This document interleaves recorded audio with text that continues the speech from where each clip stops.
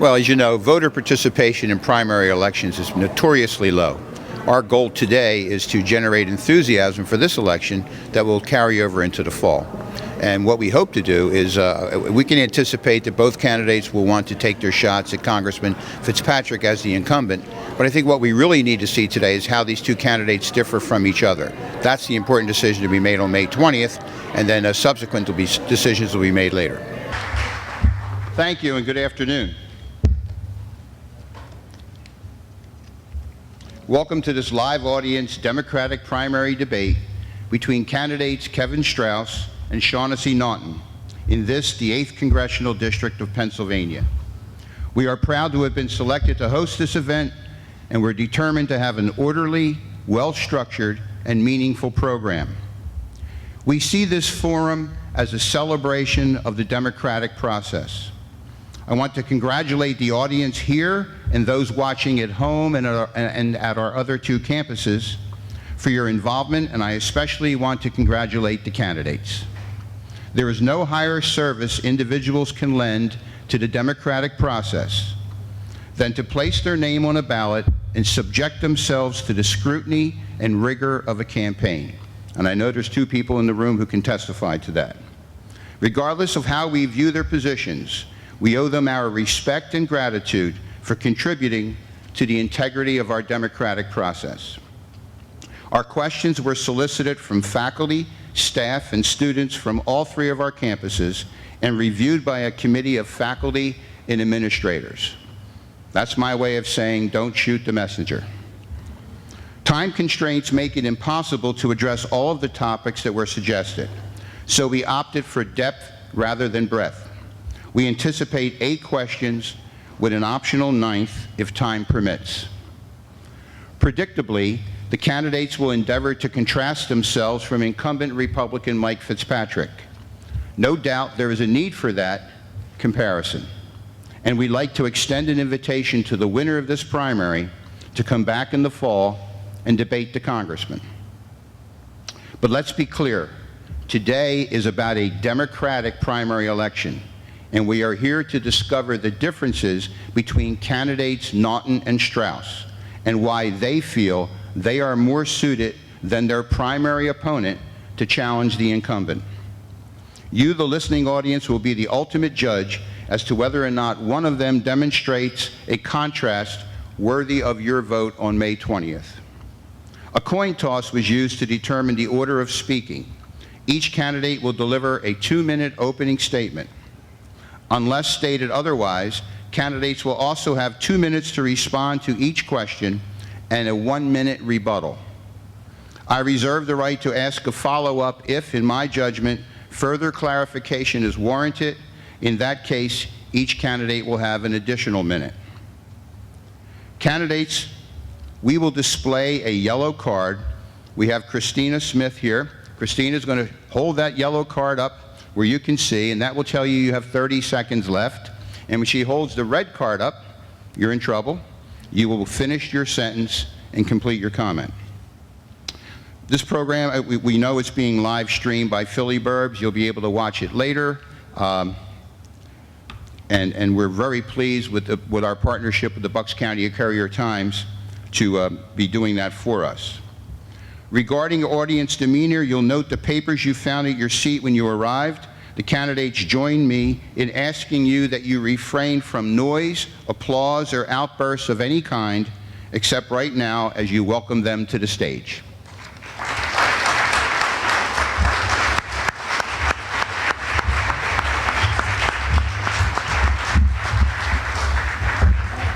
Would you guys like to shake hands? Oh, sure.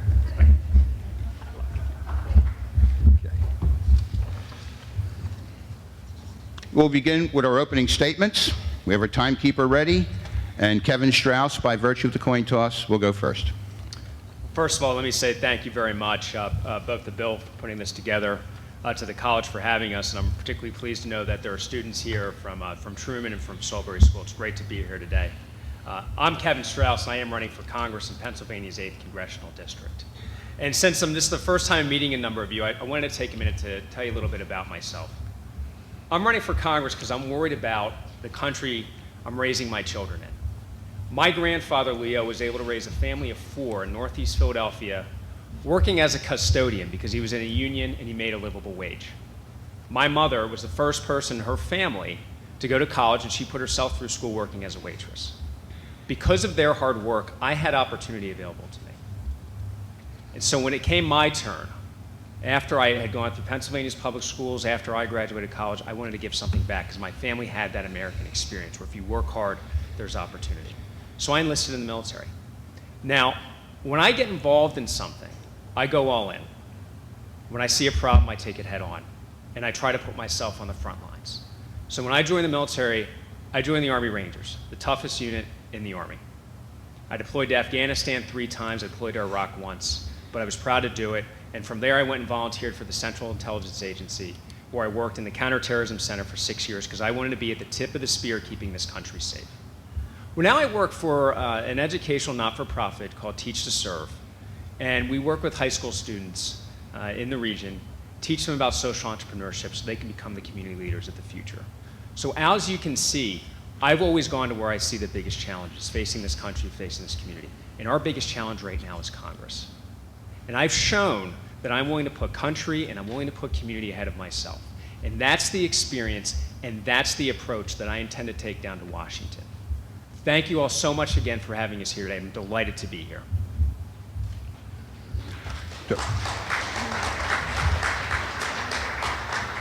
All right, we'll let you clap after Shaughnessy's also, and then that's going to be it for the clapping until the end of the debate. Shaughnessy? Thank you, Bill, and thank you all for coming out today. My name is Shaughnessy Naughton, and I'm running to replace Mike Fitzpatrick this year. I'm a scientist by training and a small business owner, and those are 2 perspectives I think we can use in Washington today. I'm born and raised in Bucks County and earned my degree in chemistry, and I worked in breast cancer research and drug discovery. And then about 10 years ago, my family's business was in trouble. And although I had gone to college to not go in the family business, I stepped in to turn things around. And one of the most important things it's taught me is the balance that we need to have between short-term sacrifice and long-term gain and growth. And frankly, not enough folks are thinking long-term in Washington today. And we see it as we move from crisis to crisis with nothing getting done to actually move the country forward and rebuild the path to prosperity. And we know how to do it. We need to be investing in infrastructure now to get people back to work and get the economy going, and then thinking long term, making education the priority it needs to be so that we can have the qualified workforce for tomorrow, and investing in science and technology so we can grow and create the jobs and industries of tomorrow. If we're going to unseat an incumbent like Mike Fitzpatrick, we need to present a stark contrast. And my background as a scientist and a small business owner and a woman does that, as well as brings a unique perspective that we could use in Washington today. And so I thank you all for coming out today. I thank you for posing your questions, and I ask you for your support.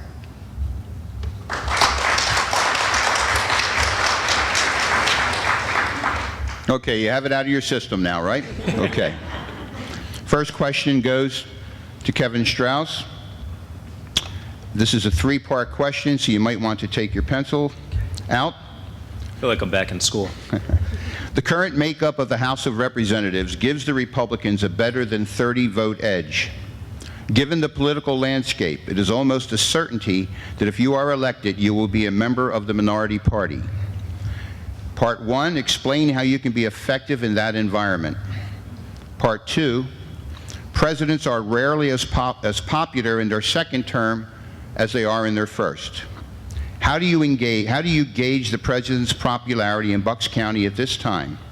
And are you prepared today to invite President Barack Obama to visit Bucks County in your behalf during the fall campaign if you win the primary? And finally, if elected, will you support Nancy Pelosi for House Minority Leader, or do you feel Democrats could benefit from a change in party leadership? Well, I'll tell you, the first question, I think is the fundamental question about how, if I stand up here, better? Okay, sorry, I was getting a sound check there.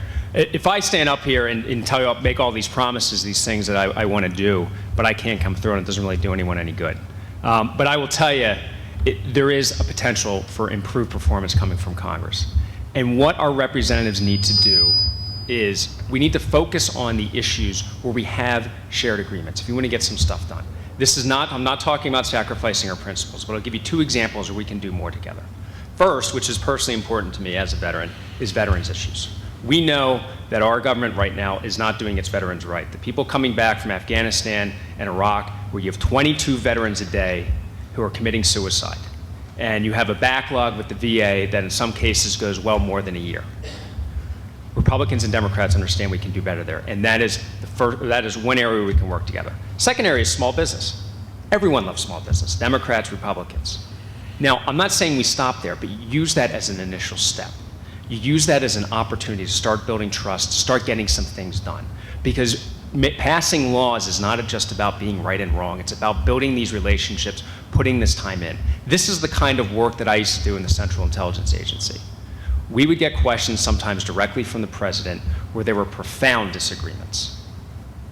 But we managed to work together, we managed to get the job done because we had no other choice. And that's the problem with this Congress. It acts as if there's a choice, like these crises aren't approaching, and it refuses to do anything about it. But we work together, I would take a leadership role if need be, and we get the job done. And I received awards for it. So that's the kind of experience I intend to take to Congress. Ms. Naughton? Okay. I think the way that we address these problems and the fact that nothing's getting done in Congress is the same way you would address things in a research lab. You collaborate and you find what you want the solution to be and work backwards. I think there's a lot more that we would find that we agree on than we disagree. And right now, that's just not happening. And the only way we're going to change that is we change the type of people representing us in Washington. As a small business owner, I don't always agree with my business partner, who also happens to be my brother. But we still, at the end of the day, we get the job done because we have clients relying on us. And it's the same thing in Congress. We are suffering because they're not doing their job. We could pass an infrastructure bill that would actually get people back to work, but it's not happening. And why isn't it happening? The infrastructure was never a partisan issue. Even raising the minimum wage. 75% of Americans believe we should raise the minimum wage, yet it's stalled in the House of Representatives. And Mike Fitzpatrick's a part of that. So I think it's critically important that we change the type of people that are representing us, and we bring a practical and common sense approach to governing. Thank you. I'm going to ask you both again. Would you invite President Barack Obama to campaign for you in Bucks County if you receive the nomination, and will you vote for Nancy Pelosi for Speaker of the House, or excuse me, for Minority Leader, or do you think it changes in order? Yeah, Bill, and I took the first 2 minutes to respond to the first question just because I thought it was the most important. With respect to the second question, sure, there's an open invitation for the president to come through here. He's our president. He's the president of these United States, and he was democratically elected and supported by the majority of Pennsylvanians as well as in the country. And I'm proud to have him as our president. Doesn't mean he's perfect, doesn't mean he's done everything well, but he is our president. As far as Nancy Pelosi becoming Speaker, look, I'll tell you right now, I'm not looking past November, and that's where my focus is right now, is getting towards November. And when it comes to electing Speaker, I will make the decisions, whether it's for this or any other decision, guided by what I think is best for the community and for this country. Ms. Naughton? Yes, I would be honored if the president came to Bucks County. And I do think it's important that we whether we agree on every issue or not, that we do support the president, especially with all the international problems that we're facing right now. We shouldn't be divided on international issues. So I think that's critically important. As far as who is going to run for minority or preferably majority leader, I don't think we know that. I think Nancy Pelosi was effective in passing legislation as the first woman majority leader. So she does have a proven track record, but I don't know what her intentions are in the fall. Okay, thank you. Can we skip the rebuttal? I think we're good for this one.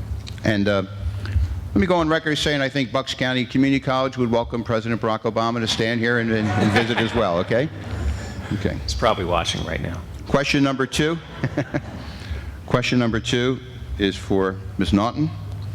The Affordable Health Care Act is clearly one of the most dramatic, controversial, and perhaps misrepresented pieces of domestic legislation since Medicare. If elected, would you be inclined to repeal it, to reform it, or to reaffirm it? The Affordable Health Care Act is a good first step. When Medicare was launched, there was an entire scare campaign that was also launched that said, this is government takeover of healthcare, and this is government getting between you and your doctor. Sound familiar? The Affordable Health Care Act is a step in bringing more people into having accessible health insurance. Prior to it, you could lose your health insurance for getting sick. I mean, there's a lot of consumer protection built into this bill, which is why I think it's important that we push forward with it. On my own personal story, I grew up, I didn't have health insurance growing up, and 10 years ago, my mother was getting up in age, and I tried to go out and buy private health insurance for her. And even with a high deductible, it was completely unaffordable because of her age. And so at 65, we got her signed up for Medicare, and a few years later she had a stroke. And she had a stroke because she had undiagnosed high blood pressure, because she hadn't seen a doctor in 20 years. And that's the story of too many Americans, and that can't happen anymore because of the Affordable Care Act. So I think it's critically important that we remind our friends and neighbors of the consumer protections built into this bill, that you students can stay on your parents' health insurance plans until you're 26 years old, that women are no longer discriminated against because they're women and used to have to pay higher premiums. So I think it's a good first step. It doesn't do enough to address the rising cost in healthcare, but it's a good first step. Thank you. Mr. Strauss? Yeah, there's no question that when the Affordable Care Act was rolled out, there were significant issues, and Kathleen Sebelius admitted as much this weekend. Particularly to let a website go out and the condition it was in, to me, represents a total lack of accountability. But that said, let's remember what we're doing here. We're bringing health care to people who didn't have it, and at last count, of more than 9 million Americans. And the system we have now is certainly better than where we were. In the course of my campaign, I've gotten to know a lot of people, and someone who's become a friend, her name is Julia from Doylestown. And Julia told me a story that a few years ago, before the ACA came out, her mother had to get tested for the breast cancer gene. And she paid for it under the table because she knew that if she tested positive, not only would she lose her health insurance, but her two children would as well. That's where we came from. That's not acceptable in the United States of America. So that's why I understand the concerns about the Affordable Care Act. But my view is we should stop playing politics with people's health, and we should start working together to make it work for all Americans. 1 minute rebuttal. Again, I think the consumer protections built into this bill can't be emphasized enough. People with pre-existing conditions can no longer be discriminated against. That's a good thing. I have a friend who is a 60-year-old waitress, who works hard, but really doesn't make enough to pay a $1,200 a month health insurance premium. And she had been paying into the high-risk pool by the Pennsylvania High-Risk Insurance Pool until Corbett canceled the program. And for the last 3 years, she's had no health insurance because of that. Well, now under the Affordable Care Act, she has health insurance, and it is affordable. And that's a good thing for all of us because it means less people are relying on emergency services and are able to access preventive care. Thank you. Mr. Strauss? Yeah, the only other thing I'd like to add is, well, the first is, no matter what a bill is, if I object to it, one thing I'm not going to do is vote to repeal it 50 times, because that is completely ineffective. And it's just theater. And we're playing politics with people's health.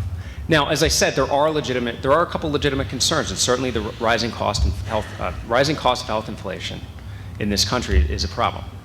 But I say we can work together. And the two proposals that I'd offer, the first is we ought to be introducing technology into healthcare. And the second thing is, and probably the more important, we need to reorient our healthcare system so that it pays for outcomes rather than merely paying for services. Now, there are programs over at CMS. These programs are scalable, and we can work together and make the system work better for everybody. Okay, question number 3. This is going to sound like a ho-hum question, but you know, the problem is there and we just don't hear solutions. So today we're going to hear them. And it's to Mr. Strauss first. In recent years, the middle class has declined in purchasing power, share of national income, and several other economic indicators. What specific things would you do to strengthen the economic future of the middle class? And I want to emphasize specific. The only thing that surprises me is that you called it a ho-hum question, because this is fundamental to what's happening in this country right now. And if you look at how our business cycle is changing, they're selling to two groups of people, the very rich and the very poor, because the middle class in this country is shrinking. Now, in terms of what steps can we take to start rebuilding the middle class, well, I look at it, we have to invest in two primary areas. The first, and it's particularly suitable given this audience, is through our education systems. Now, for me personally, I have two very young children. I have a 3.5-year-old son, Wally, and a 2-year-old daughter, Charlotte. And they go to a pre-K school right now over in Langhorne. And their little brains are sponges, and to see how much they learn, they're gonna go to kindergarten and be very prepared, and every student they go to kindergarten with should have that opportunity. And same thing, again, from the federal perspective, coming out of high school, having that opportunity to get an advanced education, whether it's a liberal arts education or whether it's a trade education, making sure that those Pell Grants or other sort of scholarships are available for students so they can pursue their dreams and join the middle class. So that's one. The second piece is, I'd also like to see us, we need to start investing in our infrastructure. Now, we just came over from Bristol Borough this afternoon, but I hit at least half a dozen potholes. And we can't expect to have a first world country if we don't have a first world infrastructure. That's our roads, that's our bridges, which, by the way, in Pennsylvania, they're among the worst in the country. It's also our electricity grid. Make this a great place to do business. And then the final leg of this three-legged stool that I'd highlight is, we do need to identify areas where we can cut red tape, find inefficient or duplicative regulations, and make it easier to start and grow small businesses. Most economists in this country will tell you that small business is the largest net job creator in the country. So we need to make it easier for people to start and grow their businesses. Thank you. Ms. Naughton? It does start with education. We need to have universal preschool education. We know this is the best way to have an educated populace, and then making sure that we make post-secondary education affordable. Right now, the federal government essentially, or the Reserve, loans money to banks at 0%. And we loan money to students at 7%. That doesn't make sense. And that's something that Congress decides, and that's something that Mike Fitzpatrick voted to raise the rates on student loans. We can do better than that, and that is the clearest path to the middle class, is through quality public education, and then a university or technical degree after. 2, we need to reform our tax policy. Right now, our corporate tax policy essentially encourages large corporations to keep profits and investments overseas rather than investing them back here in the United States so we can grow and create jobs here in the United States. The proposal I would make is that we make an Apollo-type program for energy to create jobs and industries here, jobs that can't be exported. When JFK said we were going to get to the moon in 10 years, we did it in 8, and we created 400,000 direct jobs and millions of ancillary jobs. We could be doing that today with energy, so we would pivot away from the dirty fuels of the past and create the jobs and new technologies of the future, similar to how we did with the Apollo program. And I think that's critical to our future success. Rebuttal, Mr. Strauss? Yeah, the only other thing I'd add, and you know, we're all talking about the middle class here, so I want to be careful with my words, but I do see as one of the steps to the path of the middle class is raising the minimum wage. Because right now, if you work 2 full-time jobs at minimum wage, you cannot raise a family. You can't. You'll be in poverty. And how can you expect a person or a family to get ahead, to lift themselves up, if they are stuck at that wage level? So that's one of the reasons why I'm a firm supporter and believer in the minimum wage. And if you look in the past when we've raised it, there's been net job creation. That's what the data show, and that's why I support the policy. Ms. Naughton? We have seen the purchasing power of the middle class eroded, and a lot of that has come through because of wage stagnation. And we've essentially seen 10, 12 years of wage stagnation in this country.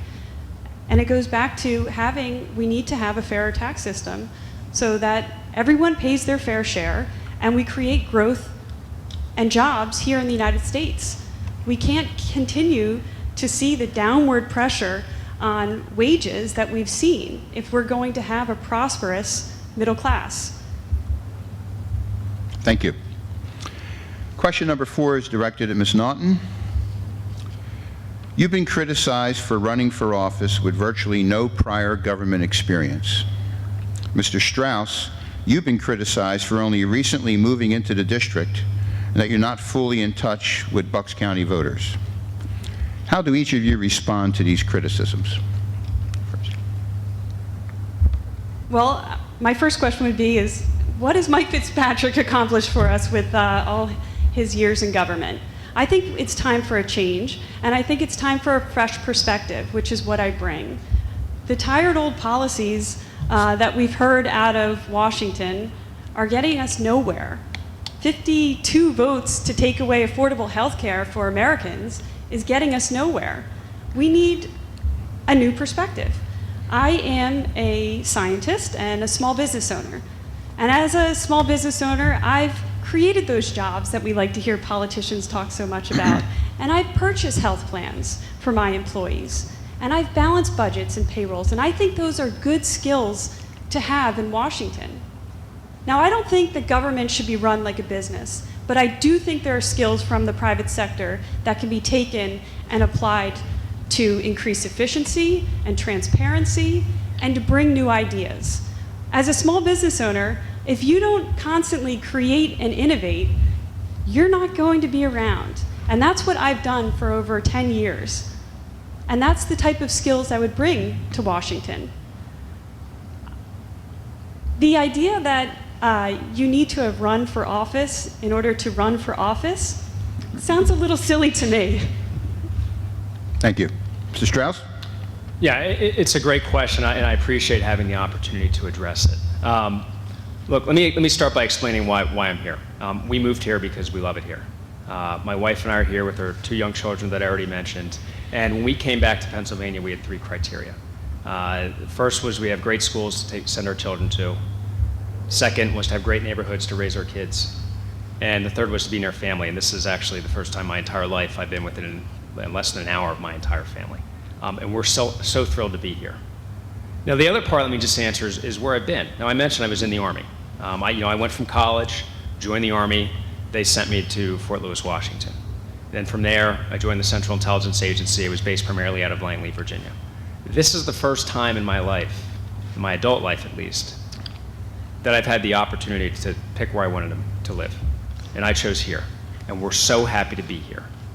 Now, in terms of why I am qualified to run for Congress, all right, I haven't run for elected office either. But I did spend the better part of 8 years in the Central Intelligence Agency, where, as I mentioned, we worked on policy.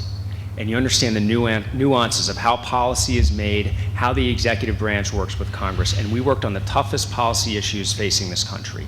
And quite frequently, there were a number of profound differences because some of these questions we were being asked, these were life and death issues.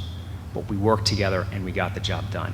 And that's exactly what's missing from this Congress, who refuses to do anything because they say it's too hard, or they finger point, or they blame one another. That attitude doesn't fly, and that is why we have an ineffective Congress. And I think my experience will make me a much stronger congressman than what's currently there. Women make up 51% of the population, yet we only have 20% of the representation in Congress. In Pennsylvania, we have 1 congresswoman, and she's stepping down. Now, I'm not saying you should vote for me because I'm a woman, but I do think that we bring a different perspective. And we saw that in the government shutdown, where women really led the way out of that. And it's because they were willing to sit down and compromise and hash out a deal. And that's what we need more of in Washington. We don't need more of the tired old politics of Mike Fitzpatrick. I'm good.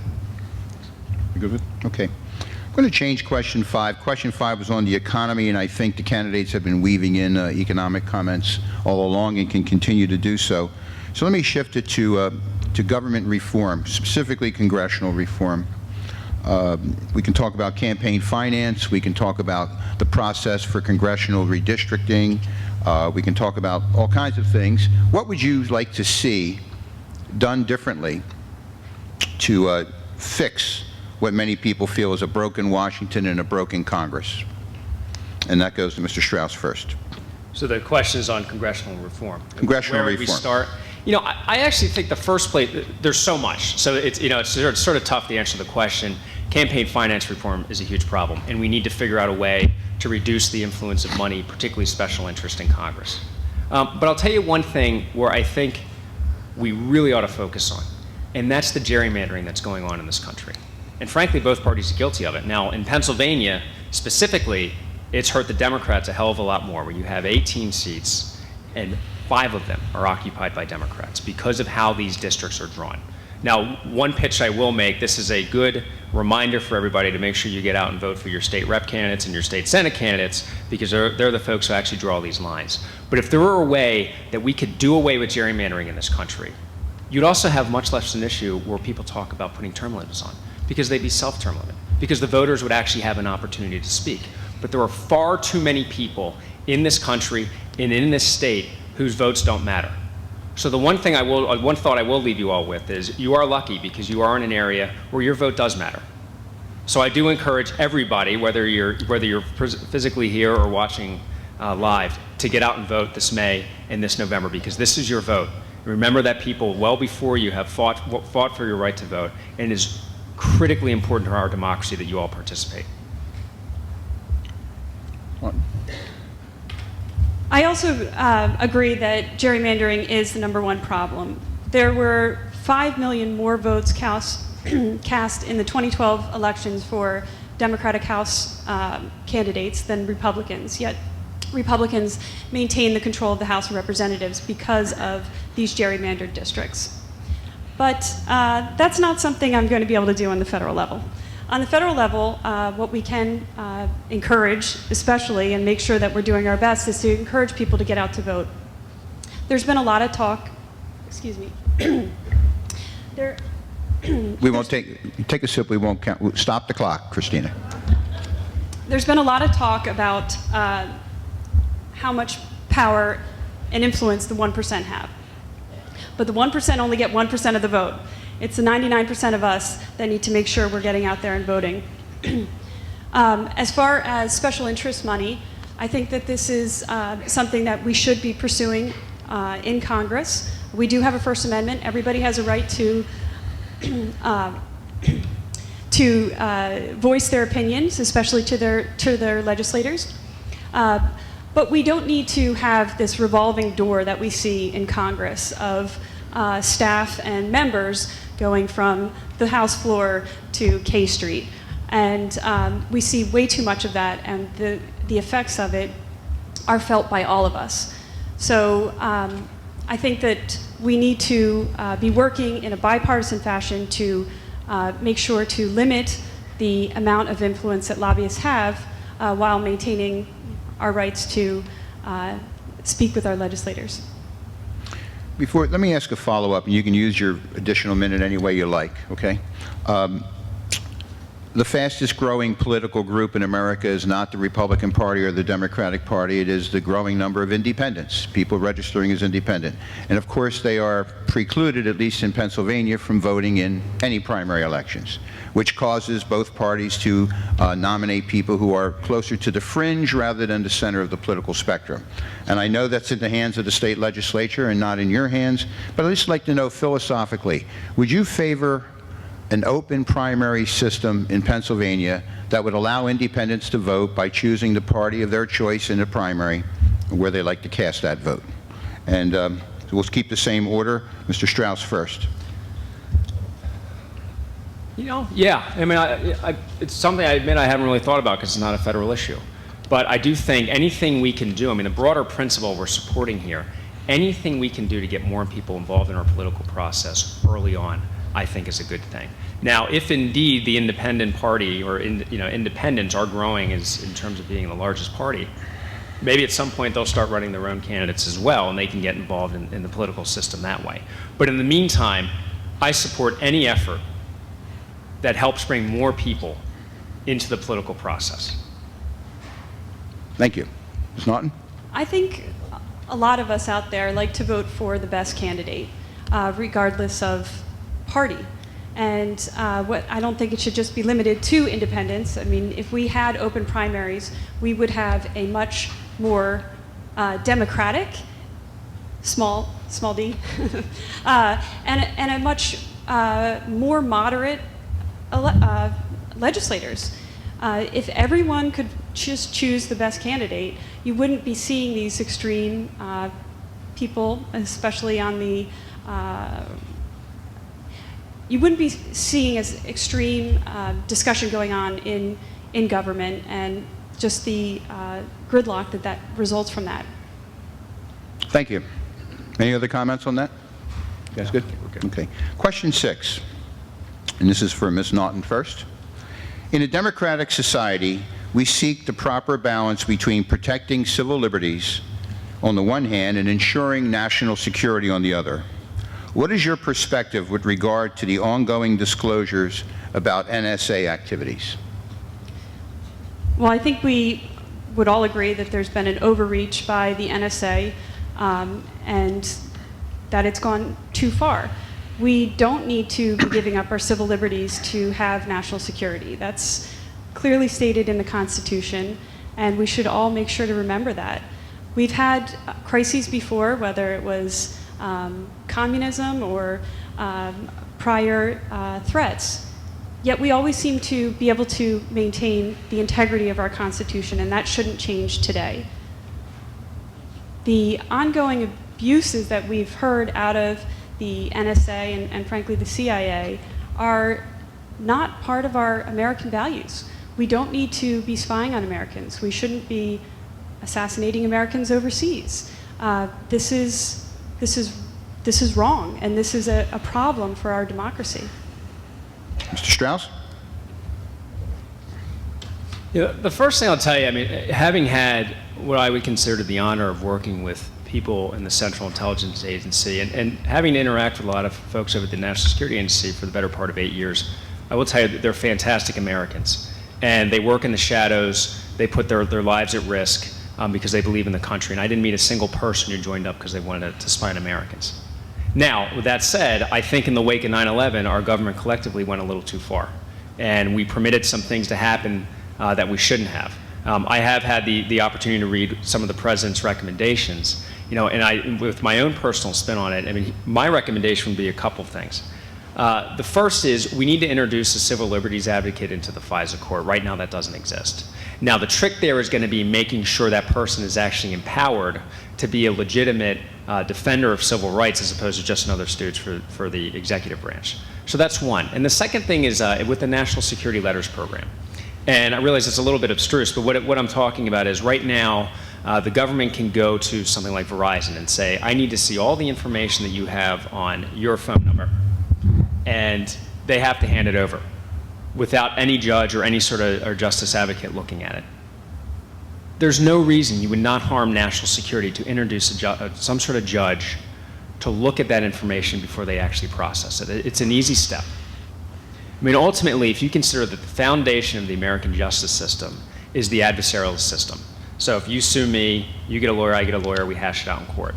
That doesn't exist in the intelligence community right now. And I'm certain we can introduce those principles into the intelligence community so that we can stay safe, but we can also stay free. Thank you. Ms. Naughton? We have seen a general abdication by Congress since September 11th, and that was a reaction to September 11th, but I think we need to move past that and make sure that Congress is doing its job. It's Congress's job to decide when we go to war, and it's not the executive branch's job. We need to make sure that our court system is allowed to do its own job of deciding who is and is not guilty. That shouldn't be decided by drone strikes that we see going on right now. So I think it's critically important that Congress take back its role in deciding where and when our country is going to get involved overseas. I'm going to ask a follow-up question to that, if I may. For most of us in the room, 9/11 is indelibly seared in our psyche. But the students I teach are often 19 years old. They were 6 or so when the World Trade Center came down. Can you take a minute each to talk to them about the world we exist in today, the terror threat, in the context of the time, perhaps we overreacted with our use of NSA agencies such as that to, quote, keep us safe. Is there a danger we go too far the other way as we forget? Can you talk to the young people in the room about that?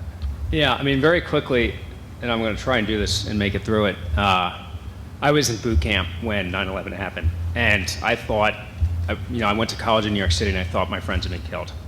And I remember getting the call, and they lined us all up, and they explained what happened.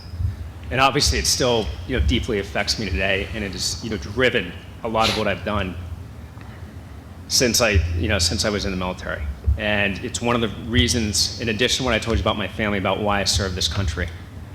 When you're dealing with topics that are this emotional, the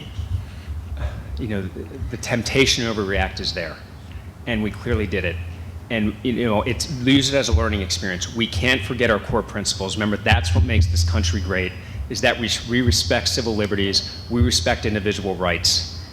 And that's why over the long run, our democracy will survive over these other forms of government. And that's why I served in the military, and that's why I served in the Central Intelligence Agency. But I understand that there are limits.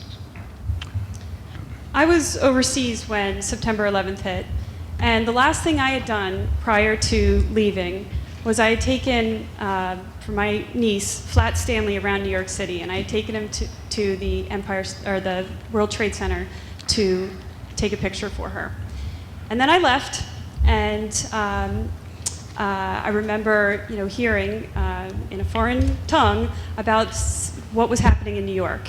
And I have a lot of friends and family in New York, and it was terrifying because it was something that we'd never had happen in the United States before, and especially not at that level. And I remember thinking, no, you mean in Chicago, not New York. It couldn't happen. And it did. But it didn't happen because we didn't have the information. It happened because we weren't looking through the information and finding the facts that were there. So we need to remember that we don't need mass spying on Americans to be safe. We need to be smart about our intelligence.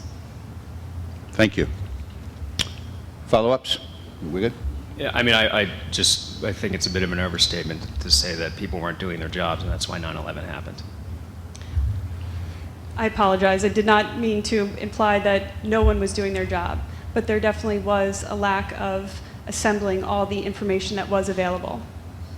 And this is typical Congress, where whenever something goes wrong, they tend to blame the intelligence community for policy failures. So, I mean, this is exactly what we dealt with in the Central Intelligence Agency all the time, where every time something went wrong, they'd start beating up on us. So, and this is how Congress has been. So it's disappointing to hear it here as well. I think it's good for people to accept responsibility, and I think we have seen an acceptance of responsibility by the intelligence agencies that there was a failure, otherwise it wouldn't have happened. Thank you. Okay, question 7. This is for Mr. Strauss. We have 3 questions left. So far, we have not had I knew John Kennedy, I worked with John Kennedy, and believe me, Senator, you're no John Kennedy, but who knows, maybe we'll get lucky in the last couple, right? This is a rapid-fire question. I'm going to ask you a series of social issues. You can use your time to respond to any or all of them, okay? Would you share your view on abortion, government-mandated birth control insurance coverage, legalization of marijuana, gay marriage, gun control, or any other social issue I haven't mentioned? Let's give you a minute to gather your thoughts, All right. okay? Let me repeat it, so you can both... And who's first? Abortion, and you are first. Abortion, government-mandated birth control insurance coverage, legalization of marijuana, gay marriage, gun control, or any other social issue?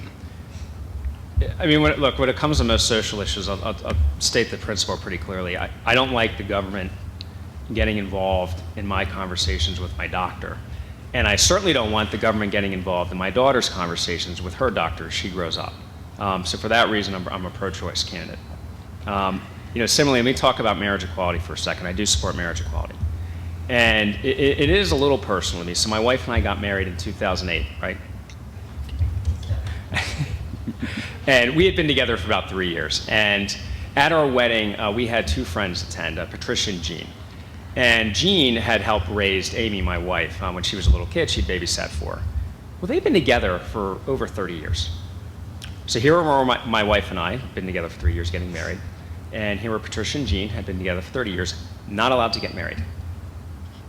I don't think the government should be telling two people who have shown that they love each other and are committed to each other that they can't get married, that their relationship is viewed in a different way. So that's why I support marriage equality. Shaughnessy?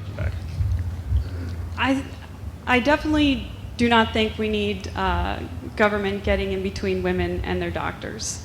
And it's kind of unbelievable to me that we're still even talking about birth control and access to birth control.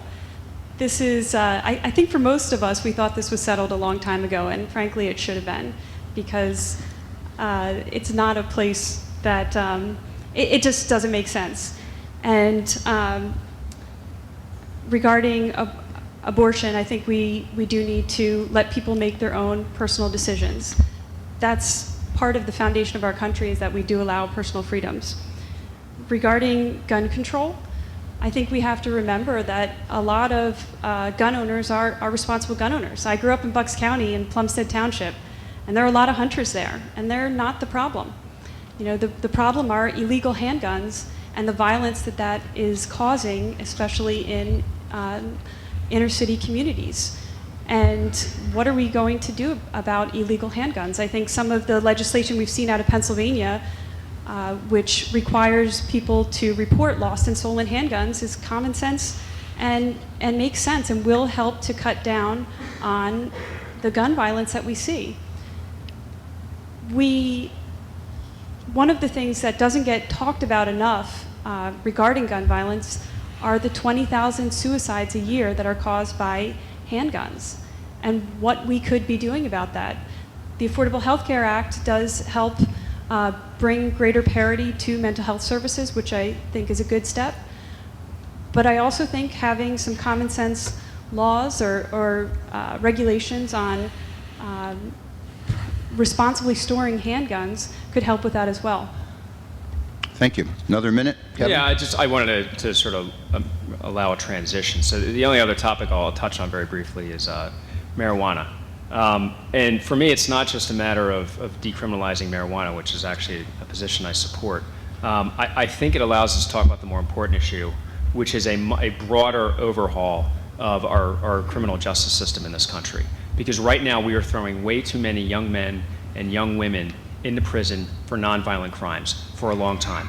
And they go to those prisons, and that's where they learn how to become violent offenders. And then we wonder why they get out and the recidivism rate is higher.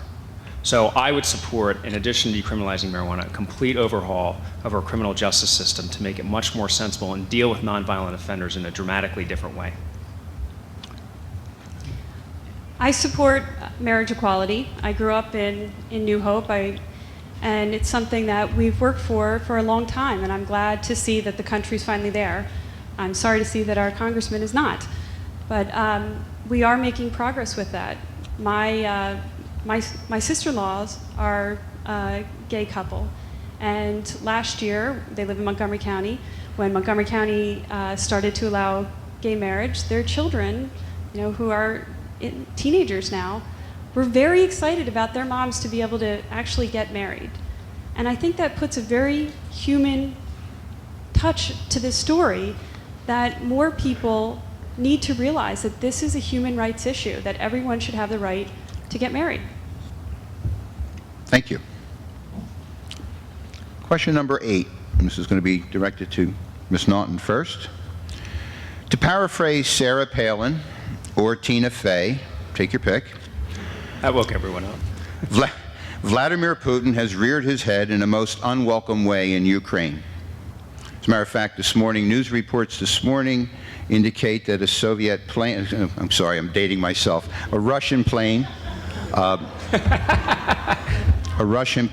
does, well, 60's the new 40, so don't. A Russian plane buzzed an American warship 12 times. What should or could the Obama administration have done in response to Russia's annexation of Crimea?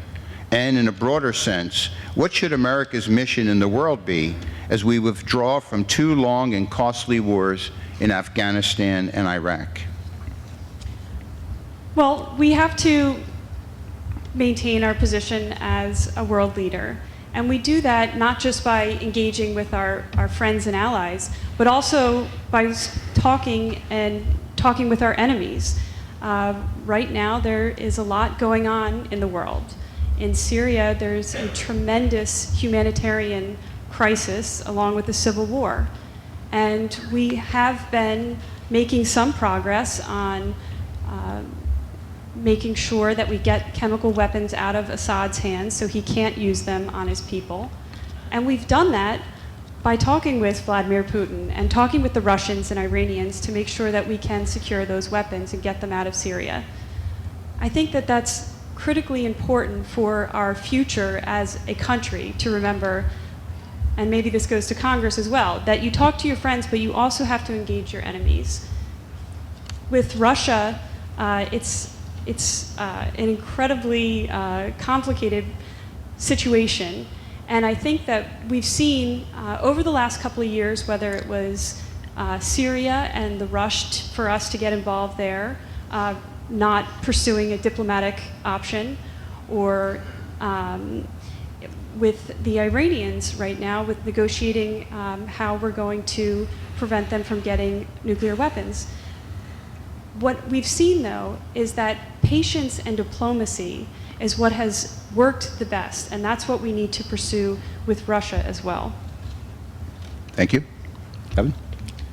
Let me start with the broader principle here, and you know, even in light of being in 2 wars for the better part of the last, I guess, 13 years now, I still believe in a robust U.S. foreign policy. Now, that doesn't mean leading with our military. I don't want any of you to have to go to war or have to get sent overseas away from your family. I certainly don't want my kids to do that. But I do believe in a robust foreign policy. I do believe America should stay engaged in the world. And that's both through bilateral relationships with our friends and allies, as well as through multilateral institutions, whether it's the UN or NATO. You know, since the first question was specifically about Ukraine, you know, I'll make a comment, and it's, you know, it is a bit of a criticism with the president, because I do feel like he's pulled back a bit in our engagement in the world. And I think with Ukraine, we had an opportunity to maybe get involved a little bit earlier working with our allies, and we didn't do as much.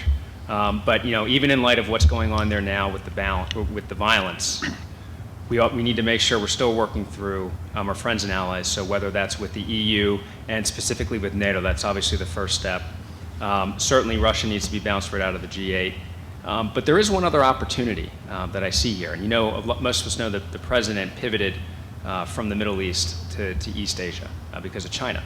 Well, this does actually lend us an opportunity to build some trust, to build some relationships with China, because they're not pleased with how Russia's handled this situation. Because China, like us, doesn't like when other countries invade, you know, just for their personal gain, which is what Russia's doing. So this is something where I think we can start working together with the Chinese, and you start to build those trusts. Because whether we like it or not, the Chinese are going to be competitors of ours in East Asia for a long time. So we're going to have to learn to work together, and I think this is a good place to start. Once again, going back to Syria, I think we could be doing more to help the humanitarian crisis. But if you think about what's going on there, we don't have an alternative to Assad at this point. And we've seen what happens when we engage militarily in the Middle East. We don't have a very good track record. So I think that pursuing a diplomatic path, working to organize the refugees, to show them how to set up a democracy so that there is one in place when Assad does eventually fall, which I think he will, and making sure that we have a reliable democratic government to be able to step in when that does happen. I think I'm good unless you have a follow-up Okay. question. Okay, thank you.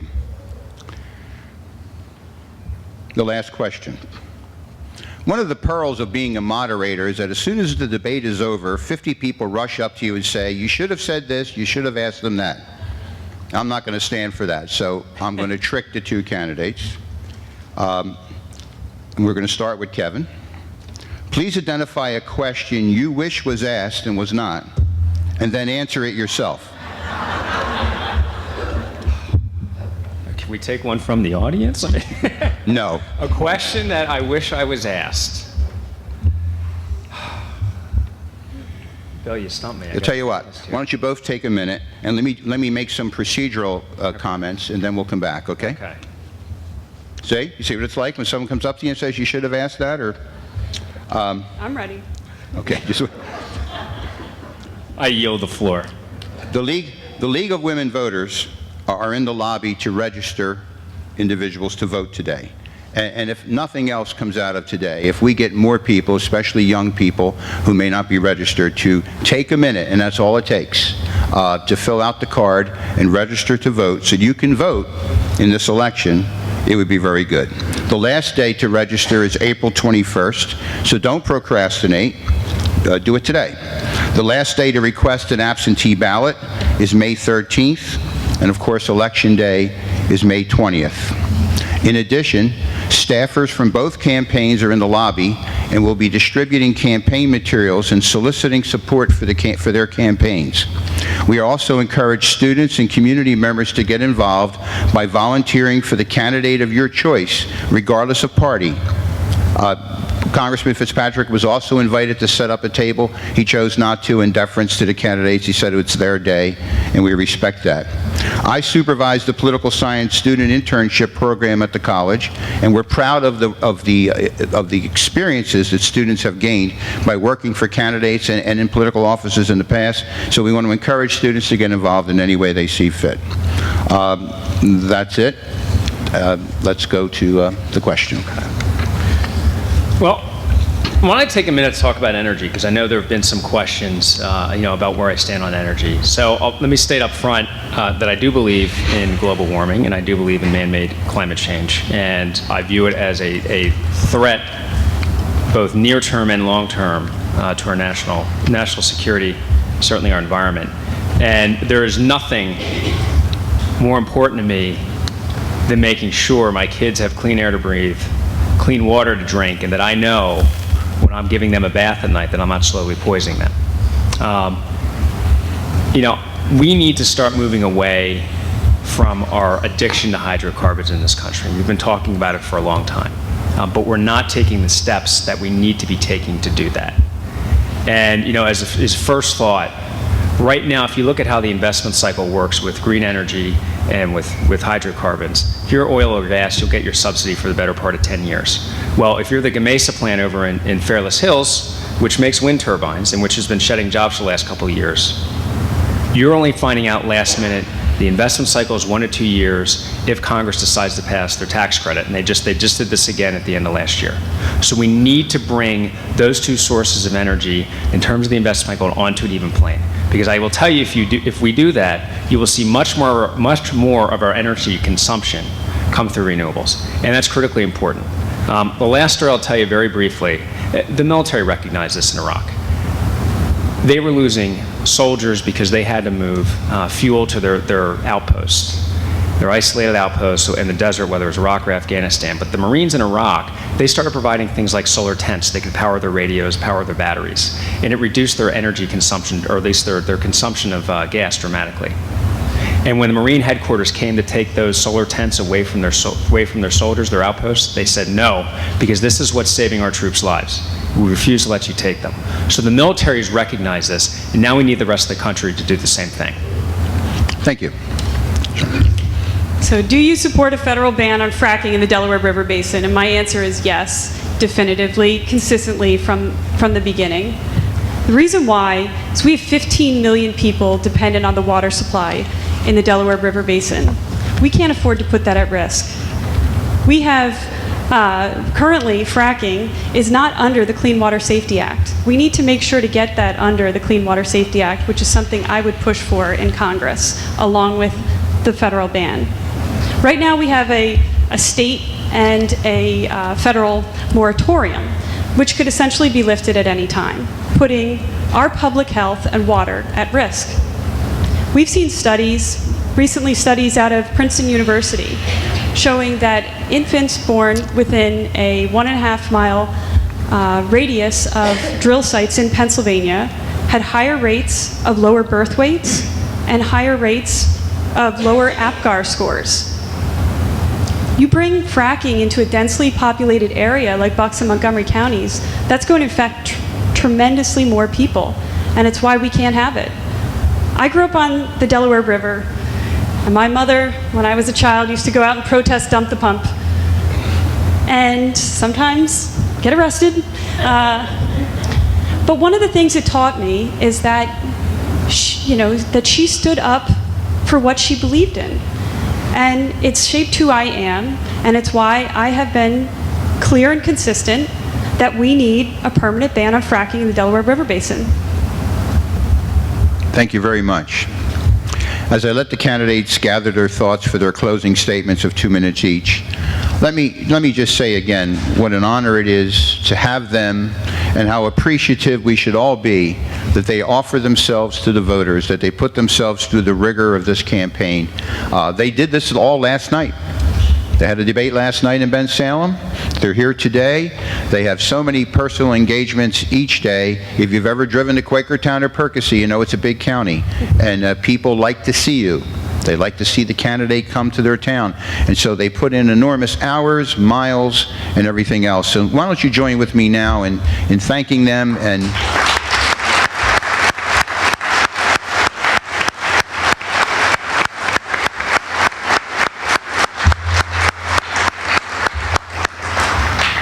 And again, by virtue of the coin toss, Mr. Strauss makes his first closing statement. Yeah, and I also want to thank everyone again, and I know some of you came from far away, but let me just leave you with one more story, and it's a military story, but don't worry, I'm not the hero. In fact, quite the opposite. In 2000, it was my second trip over to Afghanistan, and we were doing a patrol along the Afghanistan-Pakistan border. It was winter, we were at altitude, I was carrying over 100 pounds. And about 6 kilometers into a 10-kilometer movement, I got a leg cramp, and I know it sounds ridiculous, but it was so bad I literally couldn't bend my leg. And I tried to work through it, and I couldn't, and I went down, and I left our platoon exposed because we're on the side of this mountain. They rallied around me, they got me back up on my feet, they helped me work it out. And we got the job done that day. And that, to me, is what America represents, because every one of us in this room, every one of us watching at home today, at some point in our lives, we're going to need help, because we're going to lose a job and we're going to need some assistance until we find a new one, because we're going to get sick and we're going to need health insurance to pay for our medicine, or we're going to want to go to college and we're going to need a loan to pay for it. That's my America. That is not Mike Fitzpatrick's America. In Mike Fitzpatrick's America, it's harder for you all to go to school because they cut funding from education. These potholes that I mentioned, they're going to get worse because we're not investing in our infrastructure. And instead we vote for things like sequesters and shutdowns, which helps lead to plant closures in Newtown. So you have potholes, you have power outages, and you have plant closures. That's Mike Fitzpatrick's vision of America. Mine's a little different. In my America, I will invest in you, the students, so that everyone has access to quality, affordable education. I'll make sure that every worker gets paid a livable wage so that they have the same kind of opportunity that my grandfather and my mother had. And finally, I'll invest in our infrastructure so that we're the best place on earth, this country, this community, to do business, so we can create jobs and grow the middle class. Now, if those are my principles, I've shown I'm willing to fight for them, and that's what I intend to fight for when I go down to Washington. And I thank you so much for having me here today. It's really been a pleasure to speak with you all. You can clap for that.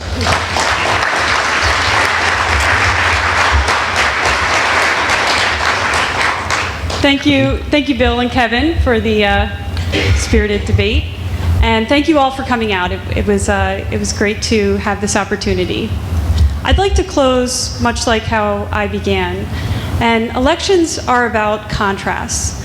And I present a stark contrast to Mike Fitzpatrick and his politics as usual. Mike Fitzpatrick doesn't want to face me in this race because I know this district as well as he does. He doesn't want to face me in this race because I present a clear contrast to him and his politics as usual. And he doesn't want to face me in this race because I will hold him to his record. I will hold him to his record of voting to privatize Social Security. I will hold him to his record of sponsoring legislation that would redefine rape. And I will hold him to his record of shutting down our federal government. We deserve a strong voice representing us in Washington, someone who will stand up and fight for our shared middle-class values. And that's what I will do. I will fight to protect Social Security, I will fight to protect women's rights, and I will fight to make sure we are putting this country back on the path to middle-class prosperity. And so I thank you, and I ask you for your support.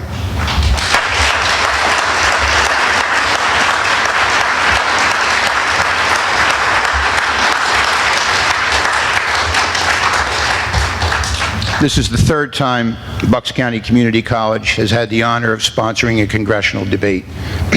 We hope you have your commitment from the winter to come back in the fall and debate Congressman Fitzpatrick. Will you come back? Yes. Will you come back? Absolutely, yes. All right, good. Hear that, Mr. Sell? Let's get busy. Students, please don't sleep through this or any other election. Get yourself registered, tune into the issues, and cast your vote. I have to ask you to allow the candidates to leave the room. They have a press media gathering that they have to attend. And thank you very much to all of you for coming tonight. Thank you. Today.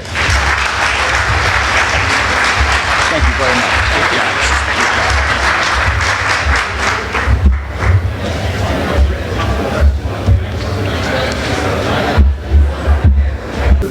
Sure. Well, when I read last year in the newspaper that Kevin was for fracking, I was shocked because I don't think people of the 8th would agree with that. And that's a clear distinction.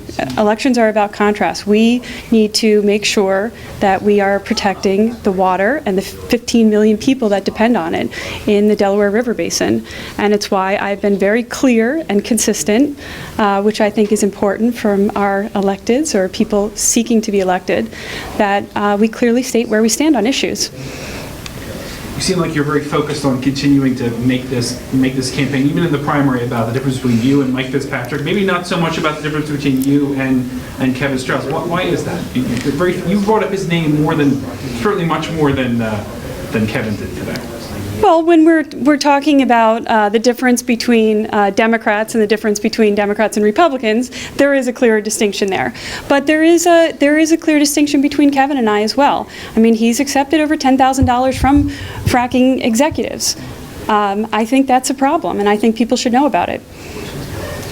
And have you taken issue with, there was a question raised about Kevin moving into the district a couple months before running for office. That was a question that the debate moderator asked. Is it an important issue? I think it's an important issue. I think we need someone who both knows and shares our values. And although I'm all for people becoming Democrats and moving to the 8th district, I think that it is important, especially in the when we're talking about the House of Representatives, that we have someone who clearly represents us. So again, going into the polls on election day, the differences between yourself and Kevin Strauss, the ban on fracking, what are some other ways you guys are different? Well, I think it's, again, I'm the only one in this race who has private sector experience. A lot of politicians like to talk about creating jobs and growing the economy when they've never worked in the private sector, have never started a business or had to purchase health plans and the realities that that are involved with that. And I think that that's an important perspective to have. I think it's what it feels like to me is that a lot of Washington has lost touch with where we are and the realities of the struggles facing the middle class in this country. And having someone that clearly represents that is important.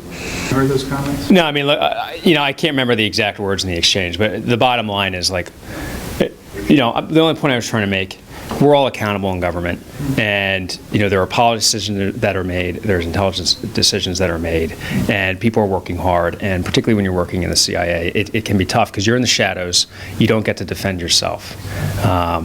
But I mean, these are brave Americans. These are people who subsequently, even before that, put their lives on the line to serve and protect this country. I just want to make sure that people understand that. There was a question asked about, by the debate moderator, about moving into Bucks County only Absolutely. a few months before deciding to run for office. Shaughnessy brought that up earlier. Should that be an issue for voters to think about when they go in the polls, that you moved into the area just a couple months before deciding to run?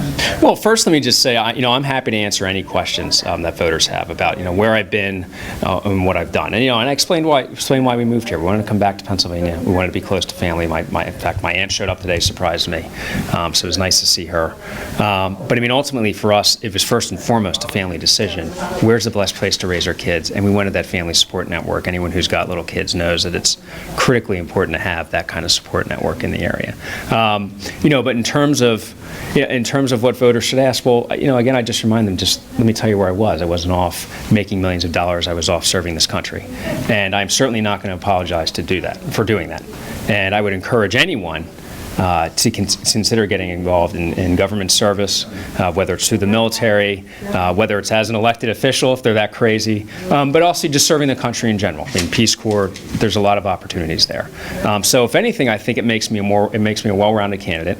I've been out there, I've seen the world, I'm familiar with foreign policy, and I've had to work on really tough foreign policy issues and other policy issues under very stressful circumstances. And having that kind of experience is going to be critical when you go down to Congress. Kevin, you've had two debates. It seemed like the primary focus of these debates was to explain to voters how you're different from Shaughnessy Norton. So when they go into the polls or during the primary, they can make an informed decision about which candidate, if they're a Democrat, to support. So how are you different from Shaughnessy Norton? Well, look, here's what and we talked about this last night. And what I'd point to is my experience. And first is, I mentioned I've put country ahead of myself. I have served as a veteran, in the Army. I've served as a CIA officer, and I was proud to do that. So I've shown that I have the skills and experience where I'm willing to have some political courage, where I'm willing to take the vote that I know is in the best interest of this community and of this country. And that's missing from Congress right now. And I think having that policy experience, having those understanding of the nuance of policy making, knowing how government works, it'd be critically important when you get down to Congress, wanting to get off on the right foot as a first-term congressman. Thank you. Thank you. Any other differences between you and her? I mean, they talked about fracking a little bit. Are you for fracking? Can you talk about that? Right, and I talked about this. Should I be looking at the camera, by the way? Okay. And I talked about this issue when, during the debate, and I wanted to take it head on. And the truth is, there's very minimal differences here, unless she's calling for a ban everywhere. But if we're going to say no fracking in the Delaware River, well, apparently it's fine to have it. Apparently she's saying it's fine to have it in the Susquehanna. So what I've talked about instead is moving away from fossil fuels and moving more towards investment in green energy, because we can grow our economy and we can do it in a clean way. So if we make the investment cycle with green energy the same as we do with hydrocarbons in this country, first of all, we can create jobs, and we can do it in a much cleaner way than we're doing it now. So just at the federal level, where do you stand on fracking and mining for natural gas? I mean, do you support a ban nationwide? Or? No, I don't. Here's what we need to do, and here's what I would plan to work on when I got down to Congress. First is you remove the Halliburton loophole. You bring natural gas extraction under the Clean Water Act, the Clean Air Act, and the Safe Drinking Water Act. And those are good places to start. Now, for something like green energy, it's a capital-intensive sector, so I do believe in public financing of it. And those are the sort of things, because I think long-term that's going to be more important. That's why I told that story about the military, because they recognized this was people's lives at stake. And I don't want a country growing up where we're still dependent on foreign oil, because I don't want my kids going to war like I did to fight over oil. That was great. Thank you very much. Thank you. Really appreciate it. All right, I think we're good. I do have a better sense about the candidates and how they're different. I don't quite know which one I'm going to vote for yet, just for the simple fact that this is a very brief introduction to them. So I'd like to do more research into both candidates, but I do like a lot of the things they had to say. Some of the issues they touched on important to me are, of course, with education and hiring minimum wage. I love the fire that Shaughnessy seems to have, and I also like the fact that Strauss seems to be a candidate who has a plan. So I love both of them, and it would be great to have a Democrat in there. So I enjoyed it, and I did learn a lot.